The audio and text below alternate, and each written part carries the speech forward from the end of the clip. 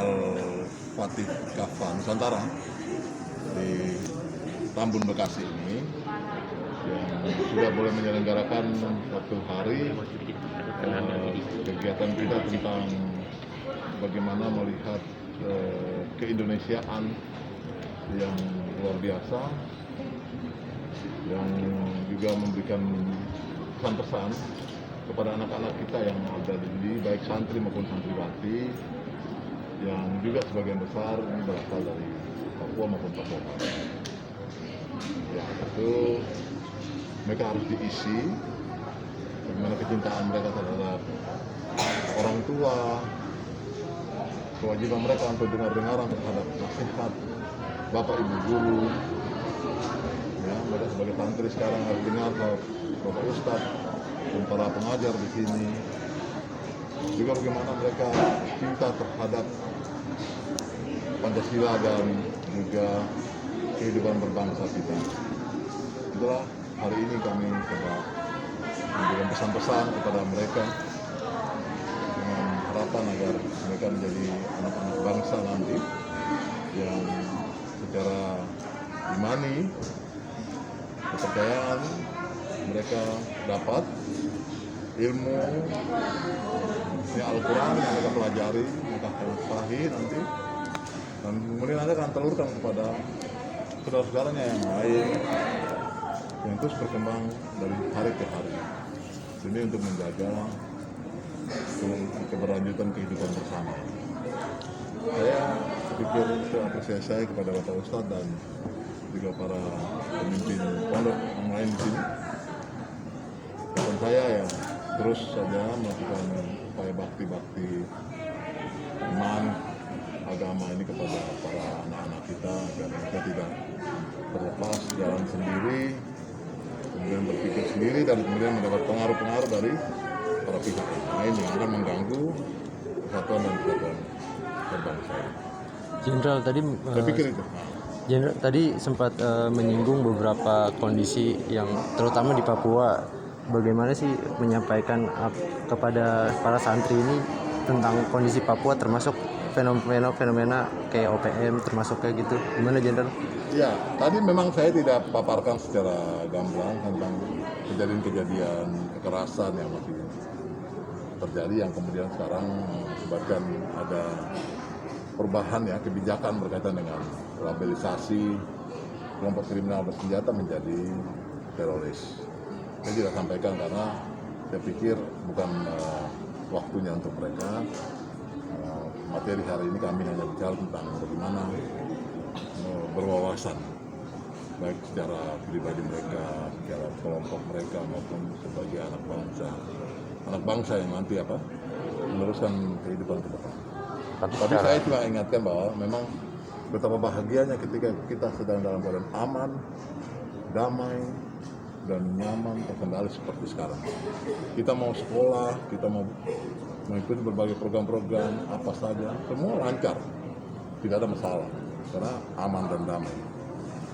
Kebayanglah beberapa wilayah lain yang sampai hari ini masih terus berkonflik, yang bahkan negara-negara yang hancur lebur karena ada pertikaian antara mereka. Nah itu yang menjadi sedikit catatan agar mereka bisa ya pahami dan ikuti maksud daripada tujuan besarnya itu, yaitu menyiapkan mereka sebagai generasi muda untuk mengisi terus kemerdekaan ini, mengisi terus pembangunan ini, mengisi terus kebersamaan ini ke depan.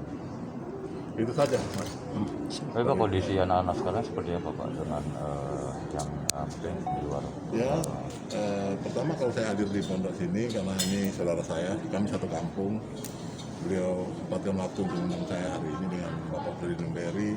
Saya pikir saya sangat bangga, bersyukur, campur haru lah dengan situasi pondok yang ini. Hari ini saya bilang sama Adik Fadlan, Ustadz Fadlan, kakak minta maaf, kakak baru tiba hari ini.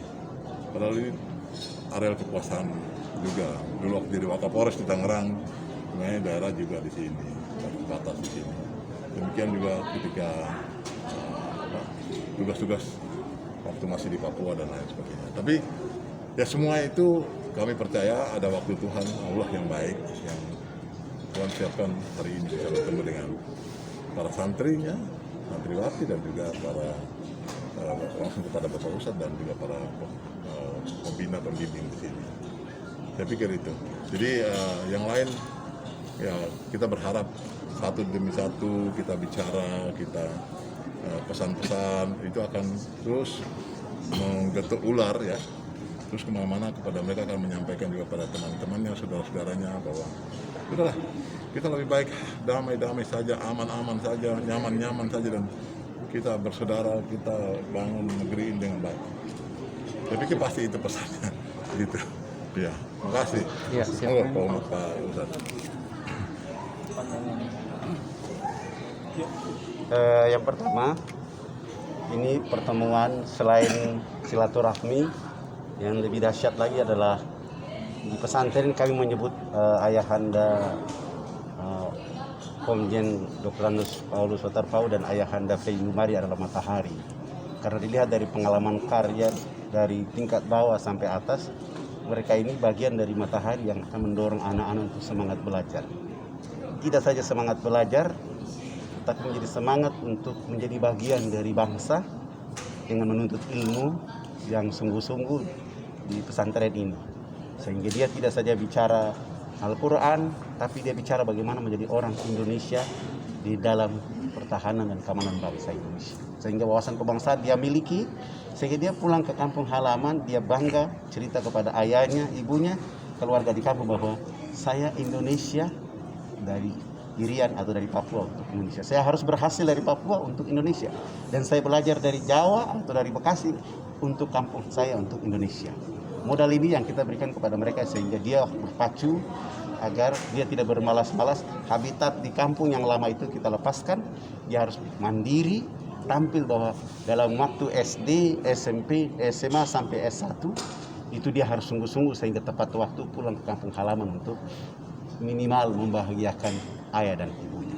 Bahkan kita konsep sekarang jangan harus berpikir jadi pegawai negeri, tapi dia harus jadi matahari perubahan. Bisa jadi pengusaha, bisa menjadi pedagang, tapi pemikirannya adalah kebangsaan Indonesia dari Nuar atau kita sebut dari Irian untuk Indonesia, dari Papua untuk Indonesia. Nah, mental dan karakter ini yang kita bangun selama mereka ada di tempat ini. Ada berapa santri saat ini? Alhamdulillah hari ini ada 750 dari berbagai daerah yang mereka belajar dari datang sampai pulang tidak dipungut biaya 1% itu. Mulai dari bajunya, mandinya, samponya, makan tidurnya disiapkan. Itu 700-nya berasal dari Papua? Tersebar. Kami dulu kami 100%. Jadi tapi karena kita berada di Indonesia, harus ada saudara-saudara kita di sekitar pesantren atau wilayah-wilayah lain yang ada di Indonesia kita ambil dengan melihat kriteria bahwa orang tuanya tidak mampu atau memang dia sudah tidak punya bapak, sudah tidak punya ibu. Anak ini harus dibuat jadi aset masa depan bangsa. Dan disinilah kita akan membuat virus-virus kebangsaan Indonesia, tapi virus iman Islam yang jelas, supaya dia harus berjalan jelas. Karena ada, sebagaimana tadi kita mendengar, ada orang yang memiliki agama, tetapi dia merusak agama itu sendiri. Nah ini yang kita tidak terima. Bahkan saya selalu mengawasi dosen saya, guru, materi yang disampaikan, kita selalu awasi. Bahkan sekarang guru harus 1 kali 24 jam, harus bersama santri demi menaikkan kualitas daya belajar dia. Terima kasih, Ustaz. Terima kasih. Terima kasih ya.